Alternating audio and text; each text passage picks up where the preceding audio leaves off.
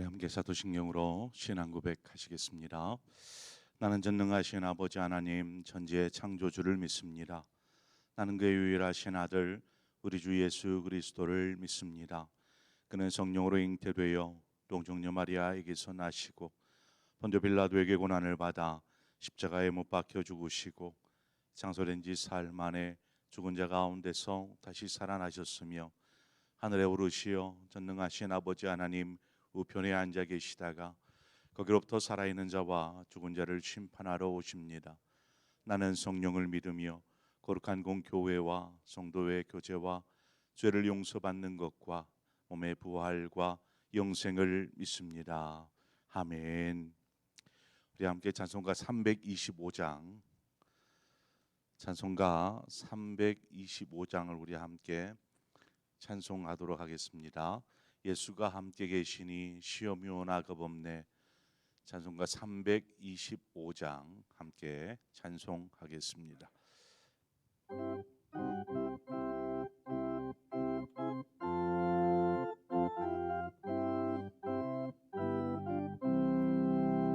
예수가 함께 계시니 시험이 오나 겁없네.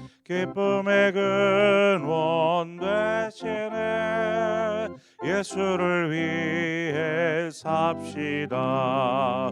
날마다 주를 섬기며 언제나 주를 기리고 그 사랑 안에 살면서 딴 길로 가지 맙시다. 이 세상 사는 동안에 주 이름 전파하면서 무한한 복나 주시네. 예수를 위해 삽시다. 날마다 주를 섬기며 언제나 주를 기리고 그 사랑 안에 살면서 딴 길로 가지 맙시다.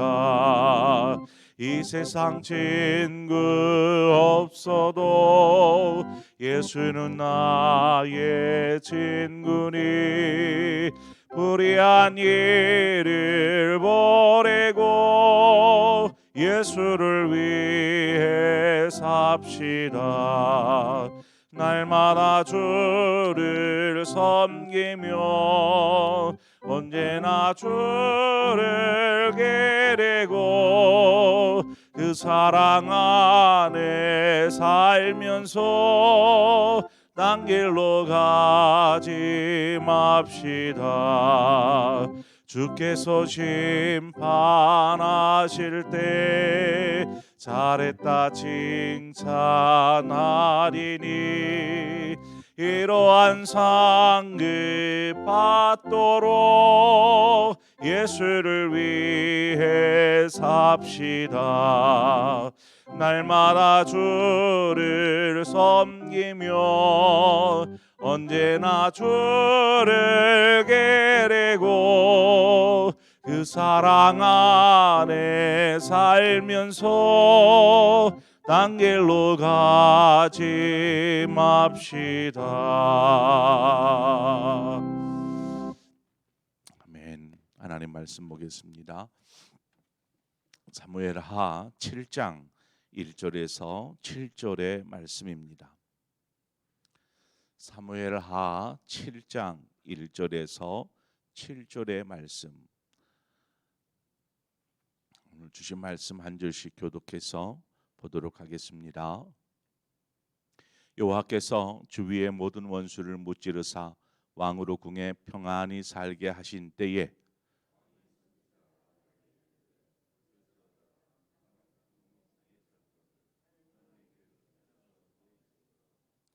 나단이 왕께 아뢰되 여호와께서 왕과 함께 계시니 마음에 있는 모든 것을 행하소서 하니라.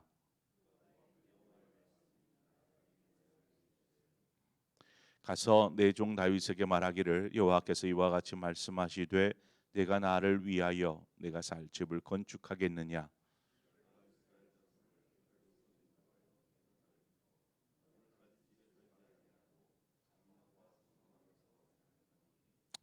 함께 읽습니다. 이스라엘 자손과 더불어 다니는 모든 곳에서 내가 내 백성 이스라엘을 먹이라고 명령한 이스라엘 어느 지파들 가운데 하나에게 내가 말하기를 너희가 어찌하여 나를 위하여 백향목 집을 건축하지 아니하느냐고 말하였느냐. 아멘.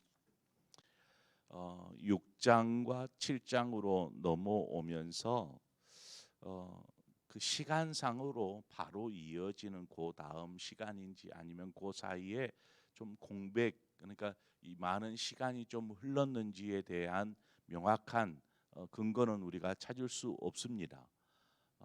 다윗의 이제 생애 가운데 어떻게 보면 지금 이때가 가장 평안한 때가 아닐까 우리가 생각할 수 있습니다. 주변의 모든 원수들을 무찔렀기 때문이죠. 더 이상 다윗이 다스린 이스라엘을 대적할 만한 대적이 없는 상태인 것입니다. 궁에 지금 다윗의 시대에 평안이 찾아왔습니다. 얼마나 귀한 평안일까요?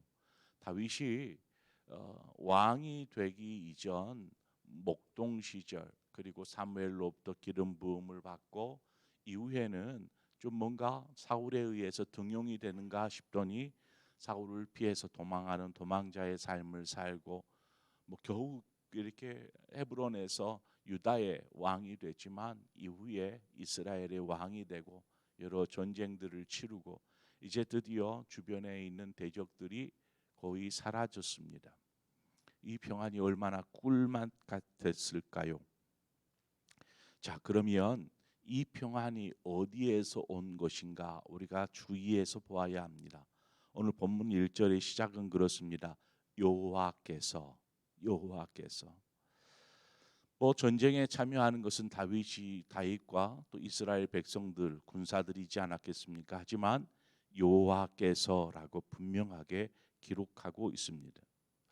우리가 6장에서 살펴보았던 것처럼 하나님의 언약궤가 예루살렘에 놓이게 된 이후의 사건들입니다. 어떤 이스라엘의 신앙의 바른 토대가 만들어지고 난 이후에야 하나님께서 이스라엘 전체를 다스리시고 또한 주변에 있는 모든 대적들을 무찔러 주신 것입니다. 이것으로 하나님이 다스리는 나라가 얼마나 강력하고 안전한지를 우리는 알 수 있습니다. 눈에 선하게 하나님께서 싸우시고 하는 것들이 보이지는 않지만 하나님이 다스리는 나라가 될 때에 그 나라는 안전할 뿐만 아니라 영원할 수 있습니다. 분명히 다윗에게도 그랬습니다. 영원히 내 이름을 존귀케 만들어 주리라. 그렇습니다. 우리의 삶에 하나님께서 우리의 영혼의 가정에 다스리는 통치자가 될 때에 그 가정은 그 영혼은 영원히 안전할 수밖에 없는 줄 믿습니다. 이처럼 평안이 찾아왔어요. 얼마나 귀한 평안이겠습니까? 이 평안이 찾아왔을 때 우리는 조심해야 합니다. 이 평안한 마음이 후에 안일한 마음을 낳고 이 안일한 마음은 나태하고 게으른 마음으로 이어지게 됩니다. 나태해지면 교만해지고 게을러지면 무기력해지는 것이죠. 그러니까 하나님을 향한 신앙조차도 그렇게 나태해지고 무기력해지고 게을러져 버릴 수 있더라는 것입니다. 고린도전서 10장 12절은 이야기합니다. 그런즉 선줄로 생각하는 자는 넘어질까 조심하라.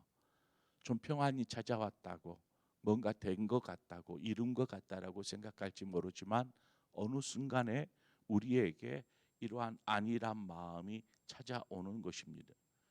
때로는 스스로 자화자찬할 수도 모릅니다.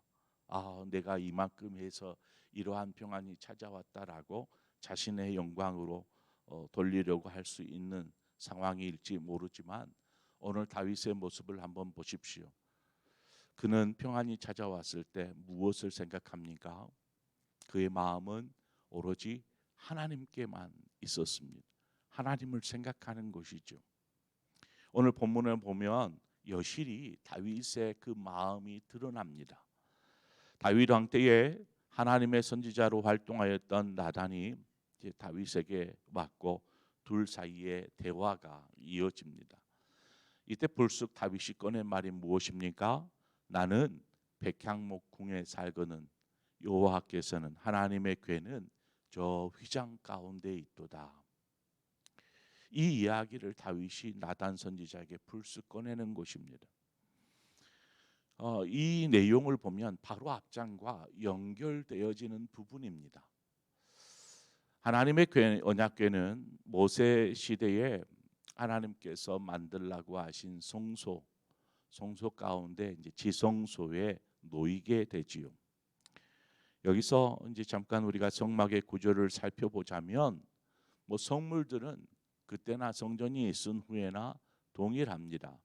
그러나 이 성막이 되었을 때 모세의 성막에는 이 겉을 감싸고 있는 모든 것들이 천이었습니다. 천, 휘장인 것이죠. 그러니까 지성소와 성소를 덮고 있는 몇 개의 어떤 휘장들로 덮여져 있는 것이죠. 다윗이 보는 것은 바로 휘장으로 덮여져 있는 성소를 바라보는 것입니다. 자, 하나님의 언약궤는 그 천막 같은 곳 안에 안치되어 있고 자신은 어디에 삽니까? 화려한 궁전에 사는 것이죠. 얼마나 의리의리할까요? 왕이 사는 궁전인데 그 높이는 얼마나 높을 것이며 그 안에 구조물과 어떤 지어지는 재료들과 이 모든 것들이 얼마나 화려하고 아름답겠습니까? 그에 비하면 그 천막 같은 그 성소의 모습은 다윗이 볼 때에도 너무나 초라하고 그래서 하나님이 거기 계시는 곳이 너무나 안타까웠던 것이죠. 시편을 보면 다윗이 성전을 얼마나 사랑하는 사람이었는지를 알 수 있습니다. 시편 84편 10절에 우리가 잘 아는 구절이죠.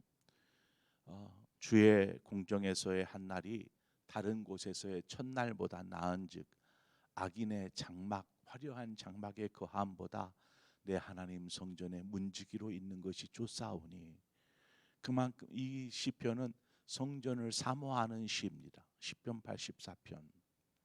그러니까 다윗이 얼마나 성전을 사모하는 사람이었는지, 바꿔 말하면 다윗이 얼마나 하나님을 사랑하는 사람이었는지를 알 수 있는 것이죠. 다윗은 항상 하나님 성전을 생각하였고 또 하나님을 생각하는 사람이었습니다. 그 말은 바꿔 말하면 하나님을 항상 묵상하고 말씀을 묵상하며 그렇게 하나님의 마음을 알고자 했던 사람이 다윗입니다. 그래서 로마서에 보면 다윗을 하나님의 마음에 합한 자라 이렇게 기록하고 있지 않습니까? 오죽했으면 그만큼 다윗이 하나님을 항상 묵상하고 하나님의 뜻에 따라서 살려고 했었던 사람이었다라는 것을 우리가 충분히 알 수 있는 대목이죠. 나단 선지자는 다윗이 말하는 하나님의 궤는 저 휘장 가운데 나는 백향목궁에 거하고 있습니다 라는 이 고백의 의미를 나단 선지자는 금방 알아차릴 수 있었습니다. 그리고 그것이 나단 선지자가 듣기에 너무나 좋고 아름다운 선한 말로 들렸습니다. 그래서 3절 말씀에 보니까 나단이 왕께 아뢰되 여호와께서 왕과 함께 계시니 마음에 있는 모든 것을 행하소서 하니라. 나단 선지자의 대답입니다. 여러분, 이 말이 갖는 의미는 굉장히 큽니다. 왜냐하면 하나님의 선지자인 나단 역시 다윗이 언제나 하나님과 동행하려고 힘쓴 것을 옆에서 지켜볼 수 있었고 무엇을 하든지 하나님 보시기에 선하게 행동하려고 했다라는 것을 알기에 다윗이 품은 그 뜻대로 행하소서, 당신이 품은 뜻대로 행하소서라고 말하는 것입니다.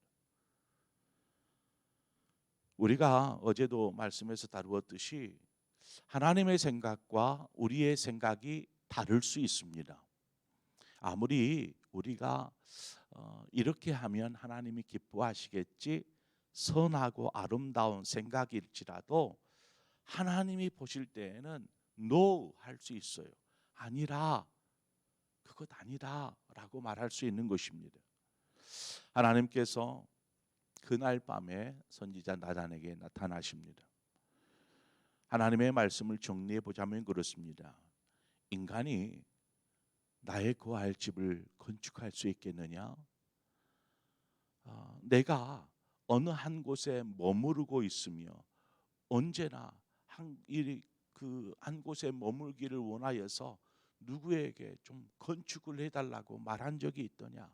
나는 늘 장막과 성막 사이를 오갔다라고 말합니다. 그 말은 무슨 말입니까?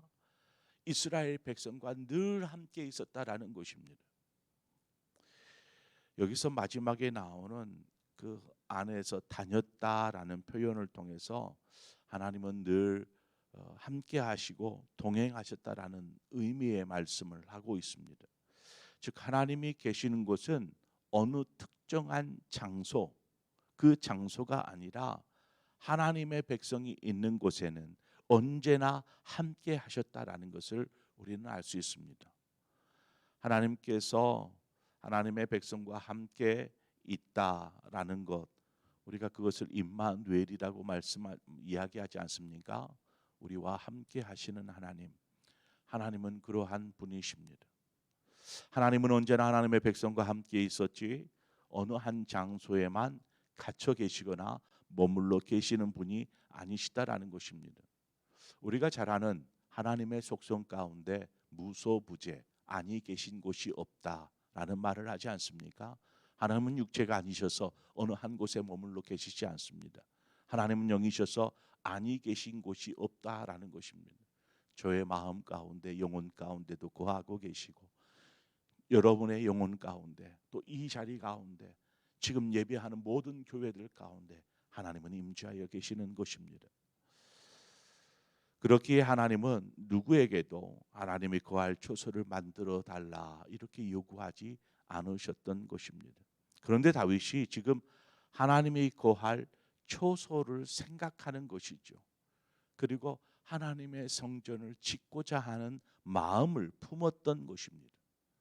하나님께서 다윗이 하나님을 향한 선한 마음으로 지금 이러한 말을 나단 선지자에게 하고 있다라는 것을 잘 알고 있었습니다.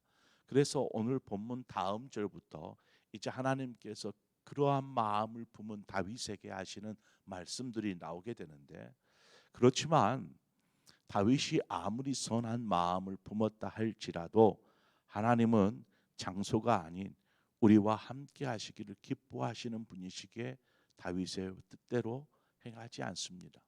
아니라 너는 건축할 수 없다라는 것입니다. 오늘 다윗의 그 마음을 좀 배우기를 원합니다. 하나님의 뜻이 아닐지라도 하나님이 보시기에 생각할 때에 기뻐할 만한 선한 생각들을 품을 수 있었던 것, 그것은 그가 항상 하나님을 묵상하며 하나님을 생각하며 살았다라는 것입니다. 하나님의 성전을 사모하며 말씀을 사모하며 하나님과 함께 동행하는 삶을 살았던 다윗, 그 다윗의 마음에서 나오는 선한 뜻이 나타나는 것이죠. 여러분, 이러한 아름다운 동기에서 아름다운 생각이 나오고 아름다운 생각에서 아름다운 행동의 결과들이 나오는 것입니다. 오늘 우리가 신앙생활하면서 하나님을 정말 사랑하는 마음이 있다면, 하나님으로 인해 기뻐하는 마음이 있다면 여기에서 시작되는 선한 행동들이 나오게 될 것입니다. 하나님께서 여러분의 삶 가운데 함께 하시고 여러분이 하나님께 품은 그 아름다운 뜻들을 하나님께서 이루어 주실 줄 믿습니다. 어떠한 의도와 어떠한 뜻을 품었든지 이것이 하나님의 영광이 된다라면 여러분의 삶을 통해서 하나님의 영광이 드러나게 될 줄 믿습니다. 다윗과 같은 하나님을 사랑하는 사람, 하나님을 간절히 소망하는 사람, 이러한 믿음의 삶을 사시는 저와 여러분의 삶이 되어지기를 축원드립니다. 함께 기도하겠습니다. 좋으신 하나님 은혜를 감사합니다. 오늘도 우리를 주의 성전으로 불러주신 것을 감사합니다. 오늘 다윗이 얼마나 하나님을 사랑하는지, 또 하나님의 성전을 얼마나 사랑하는지, 이러한 마음들을 우리가 함께 공유하고, 우리 역시 다윗처럼 하나님을 사랑하고 하나님의 성전을 사모하며 그렇게 살아가는 삶이 되게 하여 주옵소서. 그래서 우리의 삶을 통해서 하나님의 선하신 뜻이 드러나고, 또 그것들이 열매로 맺어져 갈 수 있도록 주님 우리의 삶을 친히 인도하여 주시옵소서. 예수 그리스도의 이름으로 기도합니다. 아멘. 오늘 시간 말씀을 생각하면서 함께 나에게 주신 말씀이라면 그것을 붙잡고 기도하시기를 바라고, 더불어 지금 이제 태풍이 올라온다고 하는데 지금은 잠잠한 것 같아요. 어떻게 될지 모르는 상황입니다. 그런데 오늘 이제 9시 반이면 우리 청년들이 충남으로 떠나게 됩니다. 여름 수련회 차 떠나게 되는데 하나님께서 그 여정을 축복하여 주시고 보호하여 주시고 지켜주셔서 안전하게 장소에 도착하고, 또 도착해서부터 이루어지는 수련회를 통해서 우리 청년들이 하나님을 경험하고 만나는 기회가 되게 하여 주옵소서. 우리 청년의 수련회를 위해서 참여하는 우리 모든 청년들을 위해서 함께 기도하고, 모든 것들이 안전하게 이루어질 수 있도록 여러분들의 중보의 기도가 어느 때보다 더 절실히 필요한 때가 오늘이 아닌가 싶습니다.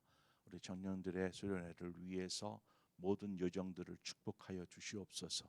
또 특별히 지금 태풍이 올라오고 있어서 이러한 불안함들이 있지만, 이 불안함을 하나님께서 모든 것들을 역전시켜 주셔서 감사와 찬양이 나타나는 하나님의 역사가 있는 그러한 수련회가 될 수 있도록 위해서 기도해 주시기를 바라고, 또한 내일부터 있을 우리 중고등부 수련회를 위해서 또한 여러분 기도해 주시기를 바랍니다. 오늘 이 두 가지를 가지고 한 마음으로 기도하고, 또 여러분 각자의 기도의 제목을 기도하시다 자유롭게 돌아가시겠습니다. 함께 기도하겠습니다. 하나님 아버지 은혜를 감사합니다. 오늘 다윗이 품었던 그 아름다운 생각, 그 아름다운 마음들을 우리가 함께 나누고 묵상하였습니다. 하나님, 선지자 나단이 볼 때에는 다윗이 품은 뜻이 얼마나 선하고